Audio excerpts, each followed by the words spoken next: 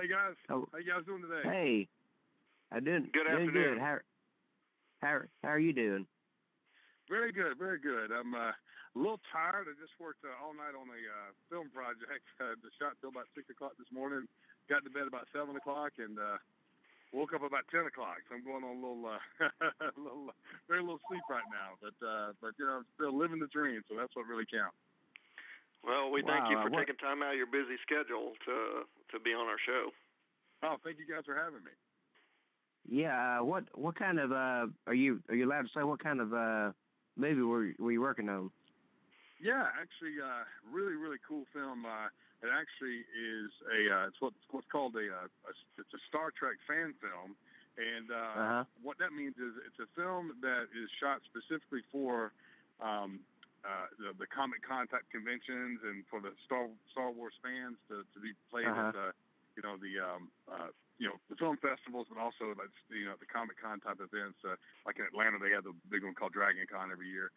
So this film is going to be I worked on the last day of filming, which was last night, and the film will actually debut next September at the I forget which one of the big conventions, but one of the big conventions. But the fan film, which is a lot of people may not know what exactly that means.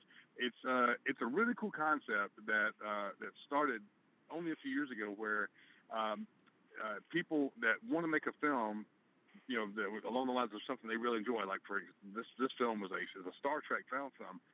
So so when you make it as a fan film, it's the understanding that you can use all the trademarks, all the names, anything connected with Star Trek, as long as you make the film specifically to just screen it, not to make any money off of it, not to make a profit off of it. So so it's kind of like it's kind of like a really cool high-end tribute film, but but this is actually one that's very well written, a lot of great actors. Of course, Atlanta's the big hub right now for TV and film, and I recently moved back to Atlanta to kind of my family's up here, and I want to be closer to my mother and my brother and his family, but also to keep on with my acting career. But so I landed this role, and but the film itself is, a lot of great Atlanta actors, and a lot of great crew behind the scenes. We actually had last night. They brought in. Now I'm drawing a blank on his name, but and I'll think of it in a second. I'm telling you, I'm kind of going on reserves here. but great actor who's been in like everything that we've all seen. But give me a second, I'll think of his name. But anyway, so yeah, I play like a fleet commander, but this is like a prequel to the Star Trek TV series back in it's like when we were all kids, And so it's called Star Trek the First Adventure, I think is what it's called. No, the First Frontier. So the last frontier, it's called the Star Trek the First Frontier. So yeah, it was a really cool project. A lot of great actors. Rob Palgo, a good friend of mine, plays the lead role. Has been in a lot of great films. Like he was recently in Furious 7, Taken 3. He's booked a lot of really cool roles. He's played Mayor Lockwood on the Vampire Diaries, which is a very popular TV series. Oh, wow. Adam Minovich, who, if anybody, The Walking Dead is one of the biggest shows on TV right now. Adam is an actor from The Walking Dead who was on season 1. And if anyone watches The Walking Dead, his character was the abusive husband to Carol, the wife who's still she survived all the seasons so far, but he didn't survive season 1. He was kind of abusive, and it came back to get him. Okay. So yeah, some great actors on this. I was really proud to be working on it, and it's going to take a year for it to really before they debut it, but I'm already anxiously awaiting the finished product. I think it's going to be really good, and I'm very excited to hopefully I'll make the final cut. Okay, wow. Good. Now, speaking of films, you recently filmed Slaw as well, didn't you? Along with Kevin Nash and Paul Lee. Right. There was a film shot here in Atlanta, and we shot it about a month ago, and there was a couple scenes where me, Kevin Nash, and Nature Boy Paul Lee, we all actually played ourselves in the film, and it was a couple scenes where like a wrestling convention and things like that. A lot of fun. I really enjoyed it. So and I'm hoping to continue to keep booking these things. Now, will that movie be released on DVD or not, Slaw? You know what? They're exercising their options right now as far as distribution. There's a lot of interest in it. So I'm not really sure. I mean, I know that talking to the producer, that there's a good chance it could have a theatrical release. I mean, definitely a Blu-ray DVD release, but quite possibly a theatrical release too, which would be kind of cool. Okay. What made you decide that you wanted to be a wrestler? You know what? Here's the thing. I didn't want to be a wrestler. Wow. Kind of tongue in cheek. Yeah. Of course, growing up, I did. I mean, I dreamed of being a pro wrestler. I have a twin brother, and we grew up in Brunswick, Georgia, and because Brunswick, Georgia, kind of sits right on the Georgia-Florida line, just above. It sits in between Savannah, Georgia, and Jacksonville, Florida. And back in the 3-channel days, like in the late '70s, from when I was a kid, we were fortunate to get Georgia Championship Wrestling and also Championship Wrestling from Florida. So that's where I first got exposed to the likes of Dusty Rhodes, Jack and Jerry Briscoe, Bugsy McGraw, guys like that. And, I fell in love with wrestling. My dad was a wrestling fan, so it was something that my dad and my brother and I could all do together. My mom was not then and still not a wrestling fan. But I mean, I had great parents. A lot of people, you hear the story and they go, "Oh, I had such a bad childhood." I'm not one of those guys. I had an amazing childhood. I had great parents. And as the older I get, I realize how fortunate I was to really have that. But outside of my parents, being obviously my first heroes, my childhood heroes were Evel Knievel and Dusty Rhodes. And, and I thought wrestling, I thought those guys were like Batman. They were superheroes without superpowers, and I just thought they were. And I kind of thought I thought the bionic elbow was the superpower. I did. But I just I loved wrestling. Loved everything about it. Grew up, played high school football. Went on to Valdosta State University on a scholarship to play football. And and ironically, it's funny how certain decisions change your life. Valdosta State ideally wasn't my first choice to where I wanted to go play ball. I was like most kids growing up in the state of Georgia that played football. I wanted to play for UGA, I wanted to be a Georgia Bulldog. And got recruited a little bit by them. Got recruited by Georgia Tech and some other schools, but all of them, they were saying the same thing: was, hey, you could come in, you maybe could play, a few years down the road. Valdosta State started a program that the year after my senior year, and the head coach there said, "Hey, look, you can fight for a starting position as a true freshman." And so I wanted to play. So, and long story short, I chose Valdosta State. Little did I know that decision would really literally change my life, because if I wouldn't have picked Valdosta State, the other things wouldn't have happened down the road. That being one is there was a TV station, small TV station, that filmed a local TV wrestling show on Saturday mornings, right there at TV 44 in Valdosta.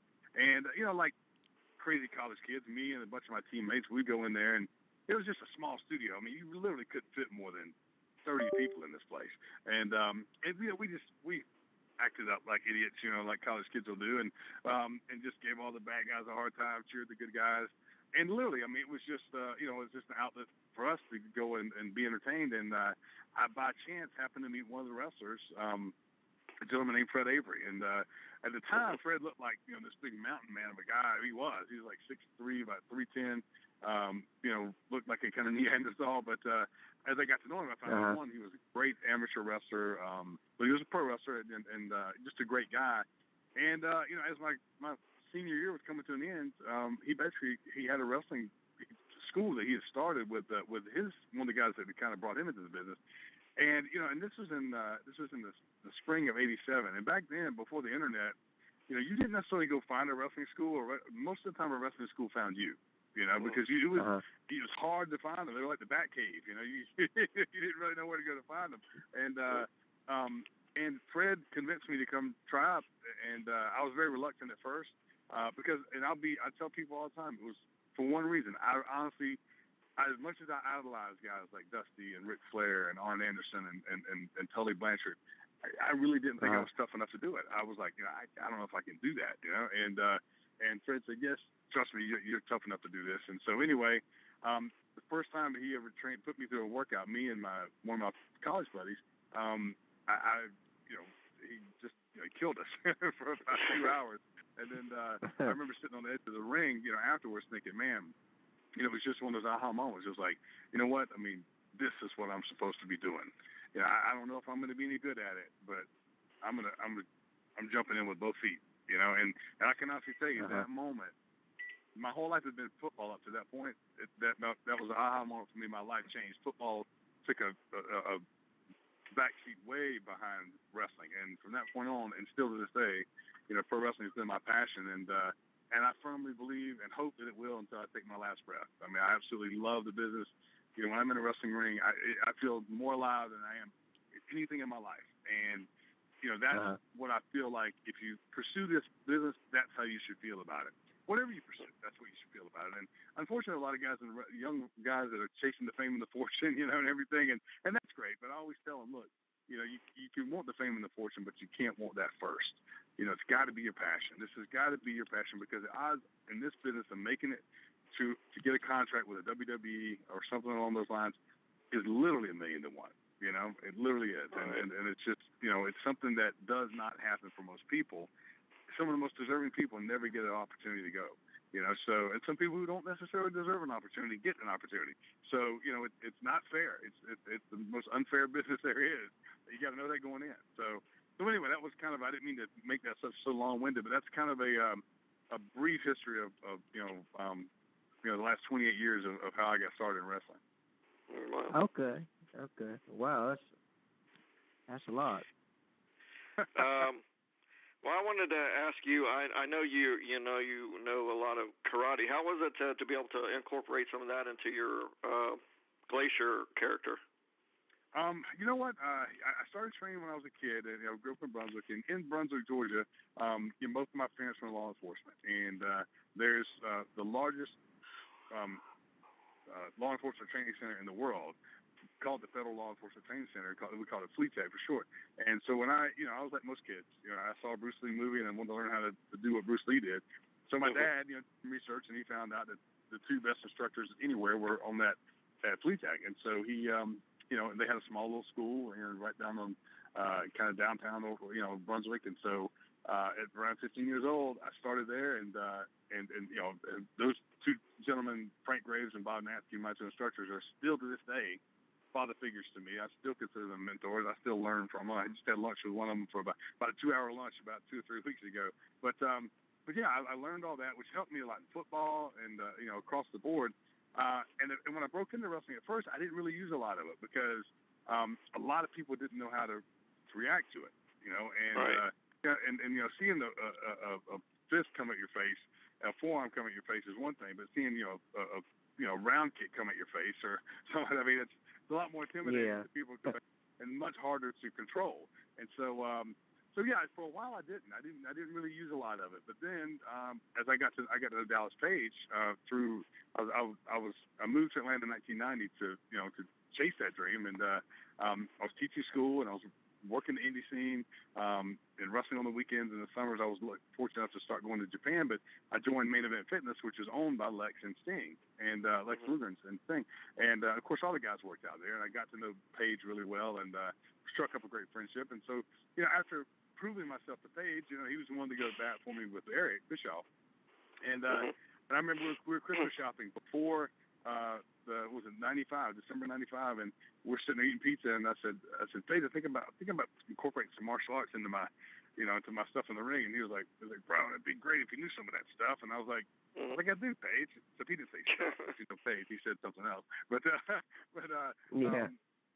so I told him what all I did. He said, Eric did all that stuff. And I was like, I had no idea. So long story short, he got all the information. He went to Eric, and then that's when the Blood Runs Cold thing began to take shape, and he brought on Ernest Miller, Chris Canyon, Brian Clark, and of course Ernest is a 3-time world tournament karate champion. So so of course that with the four of us it worked, but then stepping outside of that, it was a challenge because still, even though these were the top, these are the blue chip, wrestlers of the world, still a lot of them weren't very comfortable with kicks coming at their head, So it took some getting used to. It really did. It took us kind of working with some of the guys and saying, here's what it will be.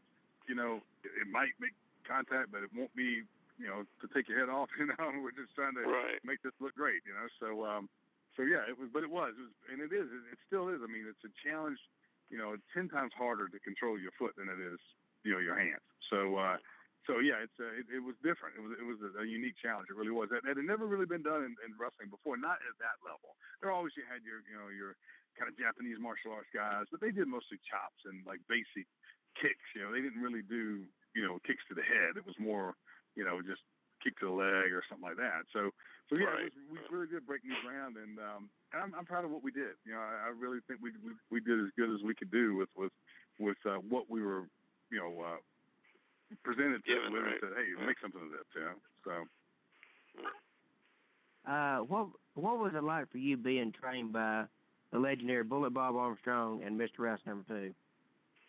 Well, you know what? That's a rumor that's out there. I really was not trained by those guys. Oh, you wasn't? Oh, okay. Yeah, but I will say, I mean, I in effect, I was mentored by those guys because Fred Avery trained me, and I always give Fred credit because he certainly deserved it. Without Fred believing in me, we wouldn't be talking today, And right. But I ended up going early on right into Peach State Wrestling, which was right in Middle Georgia. It was run by a promoter named Ben Masters, and Ben, thank God, he still ran kind of a territory. I was so lucky to be a part of the last bit of the territory, and he brought in wrestling to Bob Armstrong, Ted and Jerry Oates, mostly Ted Oates, Ted Allen, the Masked Nightmare. And so out of the gate, about 1 year into my wrestling career, I had a chance to be kind of mentored by those guys and coached by those guys and, have them watching my matches. So somehow along the way it got turned into that I got trained by those guys. Oh, okay. But, they didn't really have any initial training, but they did have a huge hand in like my first 3 years in the business because I worked mostly Peach State Wrestling. Tommy Rich took a huge liking to me, and he's the guy that gave me the ring name Sugar Ray Lloyd, which is what I used up until I became Glacier for 9 years actually. And so all those guys kind of helped us, as the young guys coming along. What did it feel like for you coming out to such a cool entrance in WCW? It was the greatest blessing and the greatest curse at the same time. I remember Arn Anderson saying to me one time, he said, that entrance, man. He said, it's a really cool thing. I was like, yeah. And he goes, the only bad thing about it is, you got to be able to walk on water to follow it. Right. and that was one of the challenges, because I've always. I heard this, years ago, and I really do think it's true. Is, many people can be, considered like, the best at something, but there's only one first at something. And I really was. I take a lot of pride in. There's people that are critics of the Glacier gimmick. There's people that most of the people that I've talked to over the years enjoyed it. I had some longevity. A lot of people tend to think that I, for some reason, didn't have longevity with the gimmick. I mean, I was there for the whole last 5 years of WCW. And a couple of injuries here and there while I was sidelined, but and then the little brief period I did the Bus Turn thing, and I came back and did the Glacier thing. So, it had a great run. But the interest itself had never been done at that level. I mean, Hulk Hogan didn't have that. Ric Flair didn't have that. Macho didn't have that. So, I mean, with something that was, unique to Glacier, I was the first guy to have that mega entrance. And I'm really, really proud of that. I was the first guy to have a colored contact, and I'm really proud of that now. Every other guy out there's got colored contacts with their gimmicks, And I was the first guy that a wrestling company really sat down and created a gimmick from drawing board to finished product. It had never been done before. It was always on the wrestler really to come up with that. Well, of course, I had a hand in that, but a special effects company out of Atlanta, AFX Studios, was hired and paid handsomely to create, Glacier, at least, the exterior of it. It was up to me to create, the essence of Glacier. But so these things are all first that had never been done. Now they're kind of routine, and so I'm very, very proud of what Glacier brought to professional wrestling.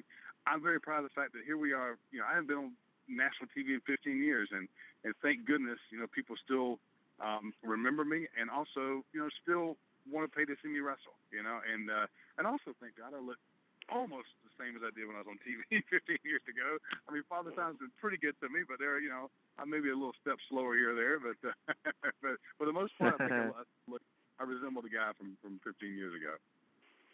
Wow.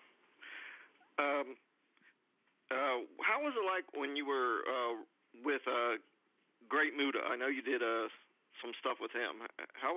He's one of my favorites, you know. So. Oh yeah, me too. First of all, I was scared to death. You know, when I first because and you know, I went and once again Tommy Rich went to bat for me and brought me into Southern Championship Wrestling, which was owned by Jerry Blackwell at the time, and I got so much great experience there. It was based out of Atlanta, and everybody that wasn't under contract was one of the two companies was there. There was Bob Orton Jr. was there, Terry Taylor was there, Eddie Gilbert was there, Paul Lee was there, Abdullah, Bruiser Brody. I mean, the list goes on and on and on.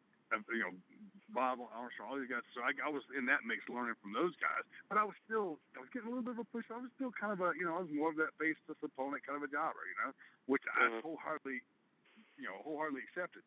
Then, Tommy made me an offer to go, when the center stage where they were filming. And at that time, I think this was 88, summer of 88. I was off from teaching, and I went on tour for that summer.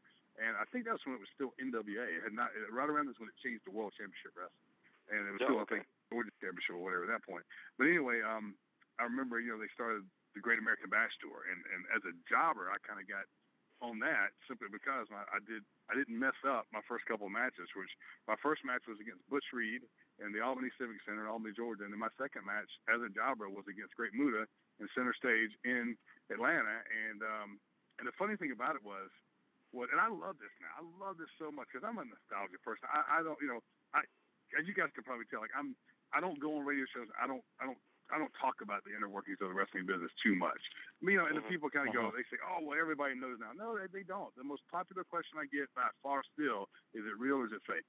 Still, I got it yesterday on the film set. I got it about a dozen times. That stuff real or fake? So people still don't. The average person still doesn't really know.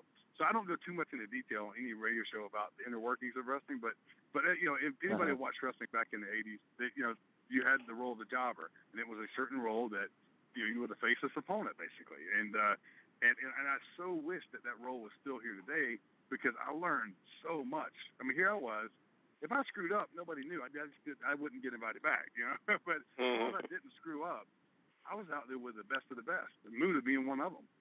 And I tell you what, I mean, here's the coolest thing is that the first time I ever wrestled him, Gary Hart pulled me aside, and Gary Hart basically instructed me on I never even talked to Muta. And he said, there'll be this, there'll be this, there'll be this. And we went out there and we did it.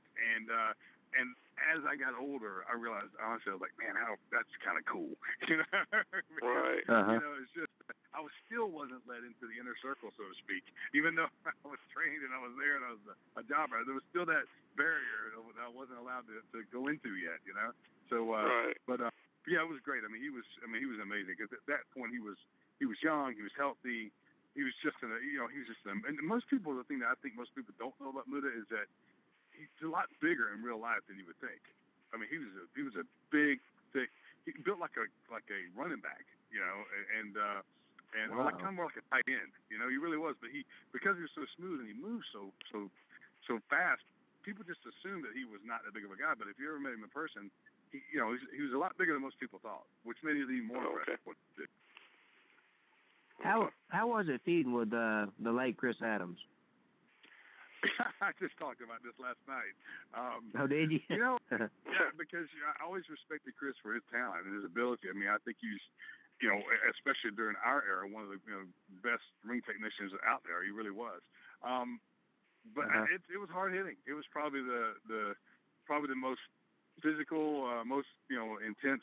I don't know if I can say the most intense. Definitely the most physical, program I had. I mean, Chris was one of those guys. I mean, at first I kind of thought it was personal, and after a while I just realized I don't think it was. I think that's just kind of his, was his way, and it was, he would bring it, but the thing is you learn in wrestling, okay, if that's the way it's going to be, then you got to bring it right back, and I did, and there never seemed to be any hard feelings. It was always, we shook hands and nice match after every match, and kind of like two good competitors would do. I mean, I never really hung out with him, but yeah, I mean, Chris was, and I think as I look back on it, I've talked to other people in the business, I think maybe what happened, and once again, I don't think this, and that's just speculation, is he he was like a household name in Texas, with world class. I mean, he was on top of the world. I mean, these guys almost completely filled Dallas Stadium when they ran a show at one point. And I think everything after that, he wasn't used on that level, and I just think it really kind of got to him. I think he just kind of sold about that. And in my opinion, he was certainly as good as anybody you could put him in the ring with. But yeah, I think that frustration came out in the ring some near the end. But once again, it's that's the thing about wrestling, and I tell all young guys too. This is a tough business. Full of tough guys and tough women, and if you're not ready, to accept that, then this is not for you. This is not play wrestling. This is not tiptoe around and act like you're hitting each other. I mean, this is you're going to get very physical, and as I always say too, when I was a coach, I always say that football is not a contact sport; it's a collision sport. Baseball and basketball are contact sports. Pro wrestling is a collision sport because you have guys constantly crashing into each other with very little protection. So that's going to hurt.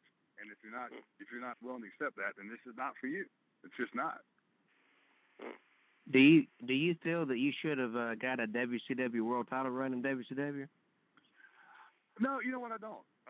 And there's a lot of people.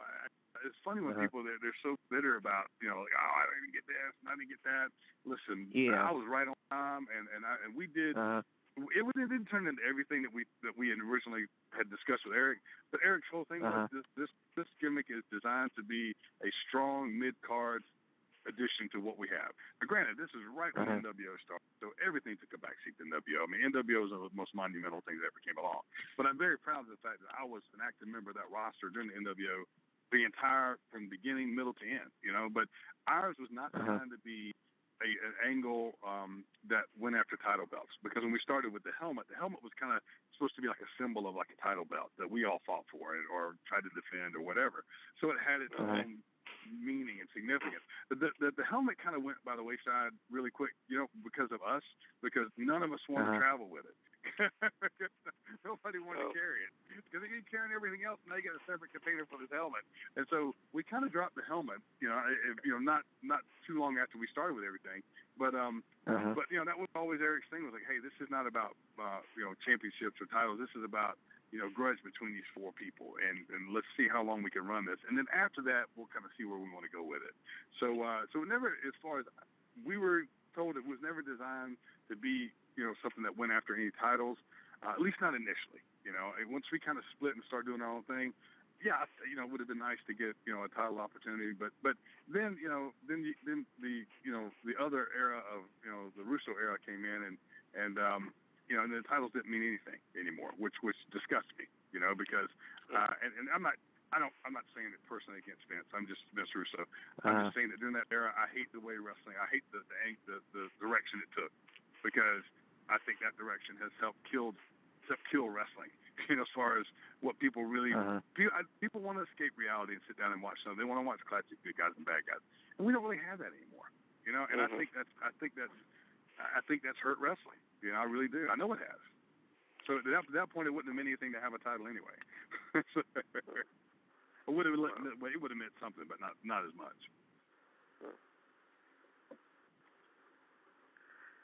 All right. Well, we got a few more questions, but I don't know what your schedule is. Brian was saying that I'm actually at dinner with my family. We're eating a mellow mushroom. I know that I'm looking through the window. I can see that the pizza has arrived.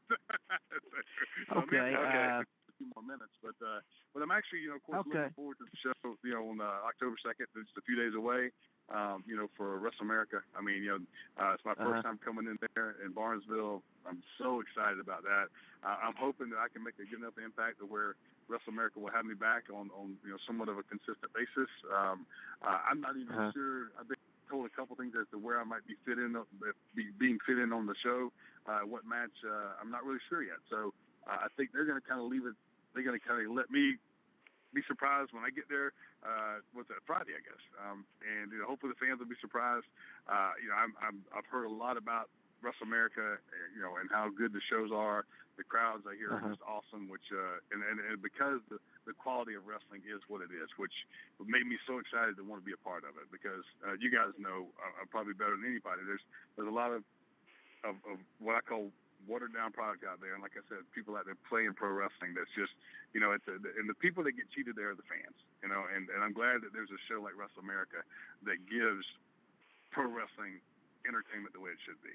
And that's why I'm proud to be a part of it. Well, believe me, you will see me there because, truth be told, I'm a referee there, so you will see me there. All right. So, call it down the middle now. Call it down the middle. yeah, no, I don't play any favorites. Real quickly, before you go, you got any charity work that you do? Anything you want to tell us about? You know what? I've always been, you know, one thing that most people may not know about me is I went to Valdosta State and got not only my bachelor's, but I got my master's in education. And on and off, I was a school teacher for 14 years, mostly middle school. If you can imagine that. I actually willingly taught middle school, which most people wouldn't do. But, and during that, I got certified to teach special ed, and I've helped pioneer some programs at some schools. So Special Olympics has always been something very near and dear to my heart. Now that I'm back in Atlanta, I've actually coached Special Olympics before I coached the weightlifting teams here in Atlanta. I really want to get more. I'm planning to get more actively involved in that. Special Olympics is always something that's just, you know, everybody has that one charity that seems to just grab them. That's always been the one that I've gravitated to. I support it 100%.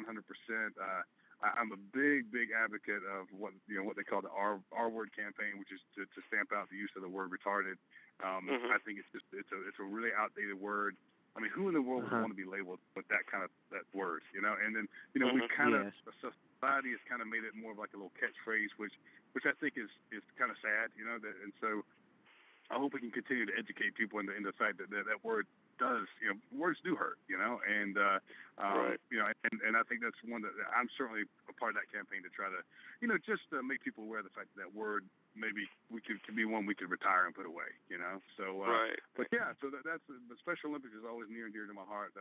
You know, there are a lot of children with physical and mental challenges that are huge wrestling fans, and you know, every time I see a kid, an adult even at a show, you know, I always make a point to go up to every single one of them if I can and thank them for being there, and thank them for being a wrestling fan, you know, because I look at them and I go, you know what, and it makes me so thankful that I have the opportunity to do what I do, because I look at people with those challenges and I know that, you know, they don't have that opportunity, and they may never have that opportunity. So but this is how they live, you know, vicariously through us, you know. So it's our job to make sure that we entertain them and motivate them and inspire them as much as we can. So that's a big part of why I do what I do, and why I still do it at this point in my career, you know, instead of kind of retiring and walking away. Wow. One final question I wanted to ask you real quick, Ray, before you go. I've always wanted to know, what was it like for you feuding with the living legend Larry Zbyszko and Turnbuckle Championship Wrestling? I love being around the legend. He is such a great guy to be around. I've had the chance to tag team with him. I've had the chance to wrestle with him. I've learned so much from him in the ring and outside the ring. And one of the, you know, it's just one of the biggest thrills of my career is being able to be around Larry, especially over the last, you know, 15 years or so since we left WCW. Even though I knew him then, I got to really know him, you know, through the Turnbuckle years. And, you know, he lives in, and I just moved back up from Orlando. He and I live in the same neighborhood right there in Orlando, so I got to see him a lot. But that, you know, I always say the greatest accomplishment of my wrestling career, and this is something that refers to Larry, is I always say the greatest accomplishment. You know, I won the NWA World Tag Team titles, which was the childhood dream that Dusty made, you know, helped to make that happen. But even that, I don't consider my accomplishment. The greatest one for me is being able to walk into a wrestling locker room where there are legends like Zbyszko and Dusty, and, you know, be accepted as a peer among those guys. That is the biggest honor that I could ever possibly hope to have from wrestling. So, you know, and that's, you know, I'm a kid. You know, I'm a kid living the dream, man.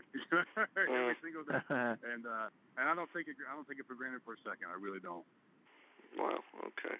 Well, we want to thank you for taking time out of your busy schedule to be on the show today. We hope you have a great dinner with your family and everything, and we hope you'll come back again in the future. And I would love to be a guest on anytime you guys would have me, and I'm really looking forward to Friday. Is it this Friday night, right? Yes, sir. Yes. Friday night. Cause I was thinking October 2nd. I was thinking Saturday. I was like, wait a minute. I think the 2nd is Friday. It's Friday evening. Okay. Well, good. Well, hopefully we'll see you guys there, and hopefully, I'm sure we'll have a great crowd, and we'll make sure we can do everything to make sure, as I always say, give them more than the money's worth. Okay. Sounds great. Okay. We'll see you then. All right, guys. Thank you. Thank you. Good night. Bye. Bye-bye. Good night. Bye-bye. Well, ladies and gentlemen, that was Ray Lloyd, known as Glacier in WCW.